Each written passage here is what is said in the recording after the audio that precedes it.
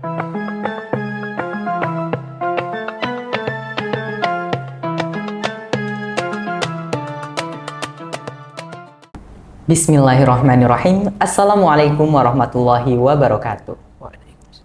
Innal hamdalillah nahmaduhu wa nasta'inuhu wa nastaghfiruh wa na'udzu billahi min sururi anfusina wa min sayyiati a'malina. May yahdihillahu fala mudhillalah wa may yudlilhu fala hadiyalah. Asyhadu an la ilaha illallah wa asyhadu anna Muhammadan abduhu wa rasuluh la nabiyya ba'da amma ba'du. Hai hello sobat cendekia yang ada di rumah. Welcome back to Kurma. Kuliah Ramadan bersama Man Insan Cendekia Siang. Dengan saya, Raditya Pradipta sebagai host yang akan menemani Sobat Cendekia yang ada di rumah hingga beberapa waktu ke depan. Nah, pada kesempatan kali ini telah hadir bersama kita Wakil Kepala Madrasah di bidang keasramaan, yaitu Ustadz Rezki Riyadul Huda, MPD. Mari sama-sama kita sapa yuk. Assalamualaikum Ustadz. Waalaikumsalam warahmatullahi. Baik Ustadz, jadi pada kesempatan kali ini dan juga di episode Kurma pada hari ini, yaitu ada pertanyaan dari saudara kita @Eustacio yang bertanya seperti ini nih Ustadz. Yang pertama, jika ada yang bergosok gigi pada saat berpuasa di bulan Ramadan, bagaimana hukumnya? Nah, untuk yang kedua, jika ada yang berinfus saat puasa di bulan Ramadan, bagaimana hukumnya? Mari sama-sama kita simak penjelasan dari Ustadz kita. Disilahkan. Terima kasih. Bismillahirrahmanirrahim. Assalamualaikum warahmatullahi wabarakatuh. Waalaikumsalam. Alhamdulillahirabbil alamin. Allahumma shalli wa sallim wa barik ala sayyidina Muhammad wa ala ali sayyidina Muhammad. Amma ba'd. Baik, selamat sore sobat cendekia, pemirsa Kurma Kuliah Ramadan Man Insan Cendekia Siang. Ya, ada dua pertanyaan nih hari ini, yaitu hukum gosok gigi ya. Gosok gigi ketika puasa. Yang kedua, impus ya, impus ketika puasa apa hukumnya. Nah, yang pertama dulu gosok gigi. Nah, gosok gigi ini itu hukumnya sah ya. Puasa kita tetap sah apabila kita melakukan gosok gigi ya. Gosok gigi ini bisa dikiaskan dengan bersiwak. Nah, bersiwak. Nah, kalau kita analogikan dengan bersiwak, maka siwak itu dapat jatuh makruh apabila lewat batas waktunya. Apa dia? Tergelincirnya matahari. Nah, di saat tergelincirnya matahari atau di waktu zuhur siang, maka siwak itu sudah tidak dianjurkan lagi ya. Itu di dalam kitab Fathul Mu'in.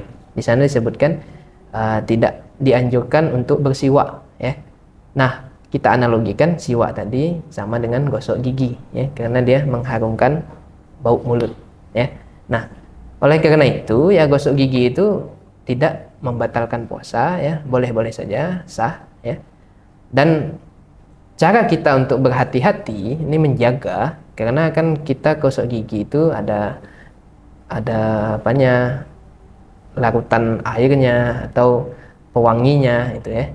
Nah, itu semua caranya yaitu apabila setelah sahur, ini yang pertama, apabila setelah sahur maka sebelum azan, nah itu kita gosok gigi ya, gosok gigi.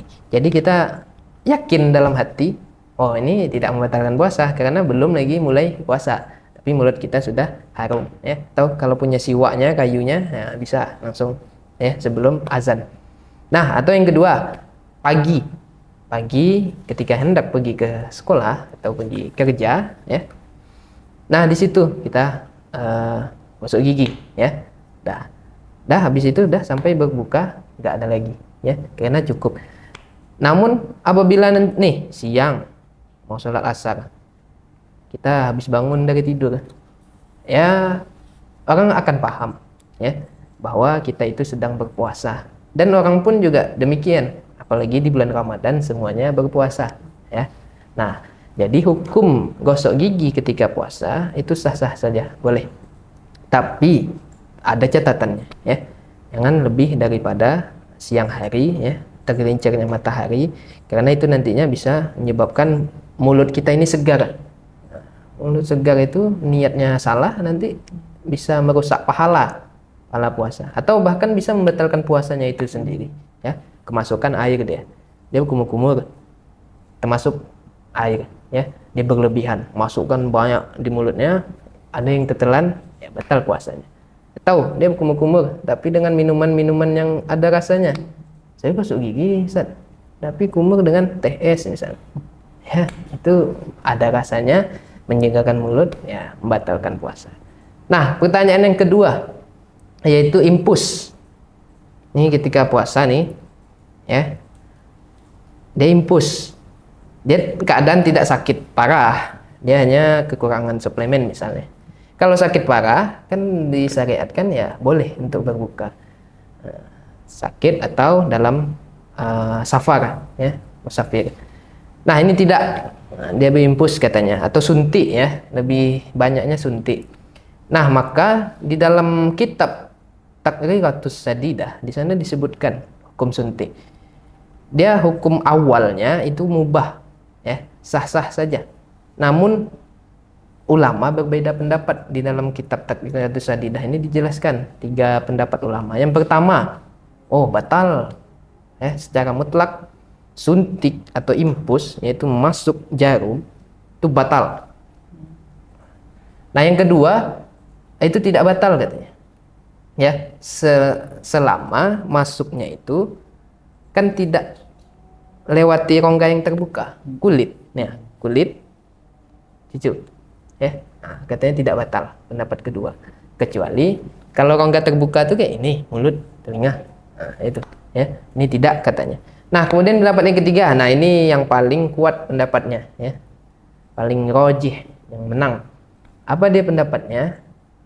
2, diperinci dalam 2 keterangan, ya. Yang pertama, apabila yang disuntik atau diimpuskan itu suplemen yang berisi makanan, dia pengganti makanan nih, ya, maka itu membatalkan puasa, ya. Nah, karena dia memasukkan makanan. Nah, yang kedua, dia memasukkan suplemen, ya, tapi hanya berisi obat. Nah, dia tidak membatalkan puasa karena dia bukan makanan. Nah, memasukkan suplemen ini tadi yang berupa obat saja, itu ada lagi 2 perinciannya. Apa dia? Yaitu yang pertama, kalau dia masukkan obat tadi kan tak batal, tapi kalau dia masukkan lewat pembuluh darah, maka batal, ya. Nah, yang kedua, perincian kedua, kalau dimasukkan tapi melewati urat-urat yang tidak berongga, ya, maka dia tidak batal.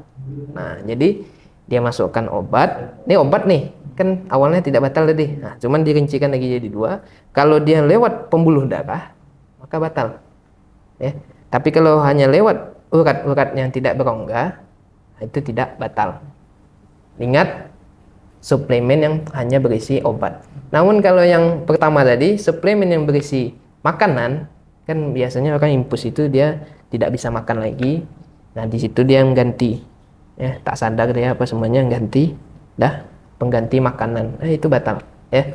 Atau kalau dia sakit parah, ya mending dia membatalkan puasanya, atau boleh membatalkan puasanya. Tapi kalau hanya sekedar suntik, misalnya dia gatal-gatal, sakit gatal-gatal, kan ada obatnya suntik, nah itu hanya obat, ya, tak batal puasanya, ya, menurut pendapat yang ketiga dalam perincian yang kedua, kalau disuntikkan di urat-urat yang tidak berongga.